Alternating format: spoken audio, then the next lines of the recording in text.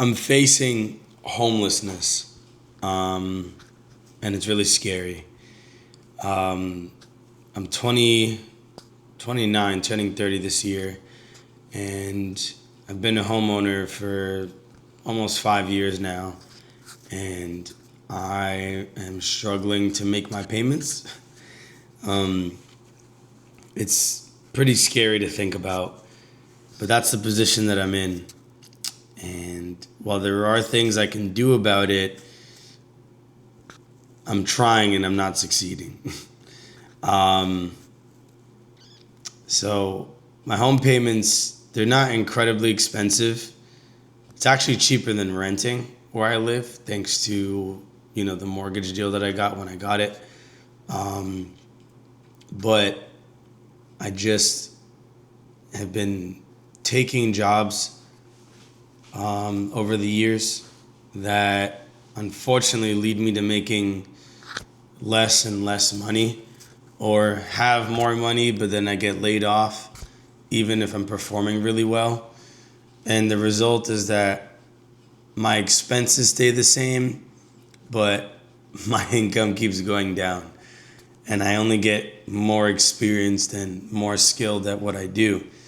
And it's a really frustrating thing to deal with in sales. Um, Even more so with the line of work that I'm doing. Like, I work for, it's like a debt relief company. So basically, there's people who, basically what debt relief is it's an alternative to bankruptcy, that allegedly like isn't that bad for your credit in comparison. But basically, we help people who have a lot of debt get out of debt. So on paper, it sounds cool, but I'm like morally opposed to the way that we do business. So I have a hard time like wanting to do well, but it's also like my livelihood. So like all day, every day, I'm like fighting myself to work here. And then the nature in which we approach the business is, I wouldn't say controversial, but it is. Long story short, anybody that I speak to is not looking for debt relief. Everybody who's ever heard of it knows that they don't want to do it, they don't like it, blah, blah, blah. Admittedly, as their sales agent, I'm here to basically like bridge the gap and let them know why it isn't that bad. So that's sales. I'm not necessarily opposed to that. But I mean, it's just not a good feeling when you're like trying to help somebody out financially and they don't want to do something. Now I get it though, because at the end of the day, like, they might misunderstand things, but in general, it's just not a good feeling to deal with. When I work this job, where again, I'm selling them a product they didn't call in for, right? Like, they come in seeking a loan. Okay, so I'm gonna give you a loan, but I know I'm not gonna give you a loan the whole call. Like, make it make sense. Now, these people aren't given loans not because we don't want to give them to them, but it's more that their credit is not in a place. Like, they got really high debt, not high enough income, late payments, low credit, you name it, they're disqualified. So we offer them this alternative. But these people, if they're not financially literate, which is a lot of them, they're not going to really understand a program like this. So it ends up being a numbers game where you have to speak to a bunch of people in a day. And I wouldn't mind that if I wasn't struggling like I am, but I just am struggling. And it sucks because every day that I work here, I make less money than I would have otherwise working a different job. Now, I've been trying to get a different job, and that's been really difficult too. I'm applying as often as I can. I'm applying to multiple jobs every other day, maybe not every single day, but every other day I'm applying to jobs. And I'm going to interviews, and I'm just like, I'm in a rut, man. I'll make it in an interview process. I'll get disqualified at the beginning. You name it, I've kind of been there. And landing a different job is hard. I'm ideologically opposed to the job that I have, because I just don't feel like I don't know. I just don't really believe in the product. Like I don't know. Like I should be selling something. If I have 7 years of experience, I should be selling something that people would want, or at least like would make a meaningful change in their life. And you can position the debt relief thing as being the case, but if you're financially like illiterate, like it's just gonna happen again. So I don't really feel like I'm making that big of an impact in the world, you know? So it's unfulfilling. The income is not good enough. And I'm probably making less money than you, and I own a house.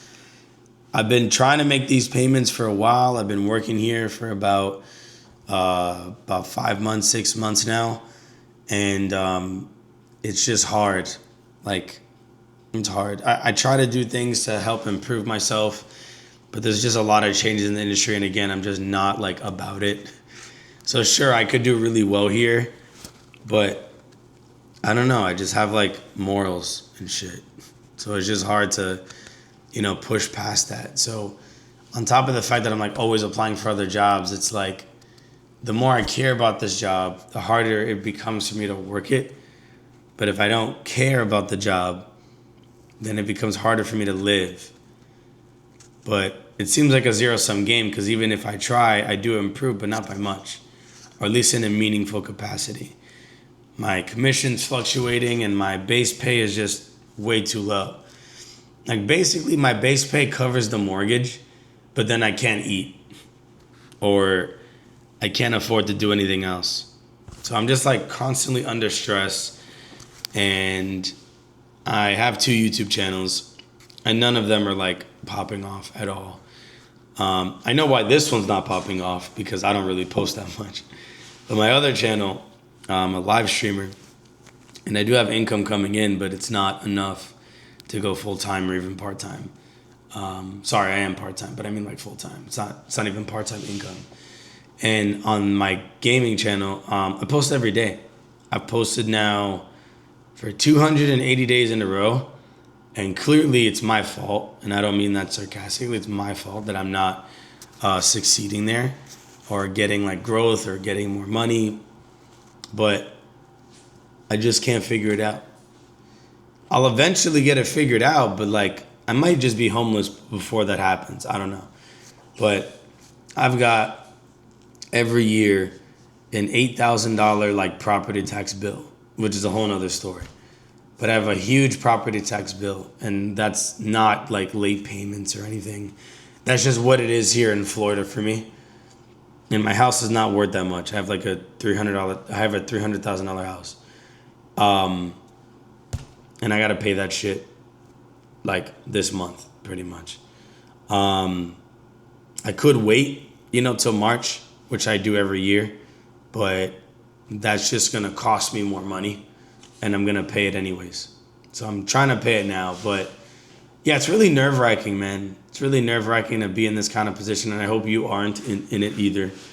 If I could leave you with a message, it's to, embrace the job that you have and try to make the most of it. And if you're in a position to work 2 jobs, I say do it. Unfortunately for me, I kind of live in the middle of nowhere. And when I live in Florida looking for new jobs, every job has a shitty base pay, and they want me to drive like an hour from my location. There's little to no consideration for remote work. And because I'm only looking for remote, it's basically impossible to get a meaningful job here. Because even if I did the hour 10 drive, that's like without traffic, so it'd be longer. And the car that I drive is just like mad expensive to drive like that. Like I drive a Honda Civic Type R, but it's paid off. So it'd make no sense for me to just sell that car and then buy a cheaper car just to drive to a company that's gonna pay me a shit base pay anyways. Like it's like what I'm making now for base pay. And if you're in sales, you know that most jobs are not forthcoming about what the reality is like. or if I'm even gonna remove like the blaming side from it, there's just no way to really know what the job is like until you work it. You gotta ask all these questions, but the way it turns out is always gonna be different. And that's the reality of switching jobs without getting like a guaranteed pay raise on your base. And yeah, it's just a lot to deal with, man. Like, I've been trying to look for a new job for at least 6 months, like hardcore dedicated, and casually this whole year. And yeah, it's crazy. I've made progress though, so I'm not gonna be one of those people who's like, oh my God, nothing's happening, nothing's changing. Like, it will change. I will do better. I will make money. I will afford shit. But like, I'm not dating right now or looking for a relationship because I can't afford shit. You know what I mean? Like, that's depressing. You know, I don't want to withhold on things in life because of money. But I also don't want to be financially codependent on anybody. Like, I'm facing homelessness right now. You know, at least that's the way that it feels. I mean, I'm not gonna bring somebody else into that shit. So all I can do is what I'm doing. You know, like, I can improve, I can change things. I'm trying to get better at work, but again, like, I'm just trying to switch my job, and it's hard to find a job that pays better than this one, and I don't know, and I already don't get paid much money. I get interviews, I do good, and I'm giving myself feedback, so I know I'll do better. But my time is fucking running out, and it's mad stressful, and it just sucks more than it would otherwise because I'm actually doing a lot to improve my situation. Like, I'm not here complaining and just saying I deserve more. I'm working this job. I'm working streaming. I'm working making videos every day. And nothing's happening at a meaningful level to improve my income given my time frame. Right? Like, things are happening. Things will happen. Things will continue to happen. But given my time frame, I'm not optimistic at all. Last thing I'll say is that working this job makes it harder for me to do some of the things that I want to do in relation to making money. Like, so this is a remote job. You can see I'm in my house. And one of the things that I did at one point in time is I worked 2 remote jobs at the same time.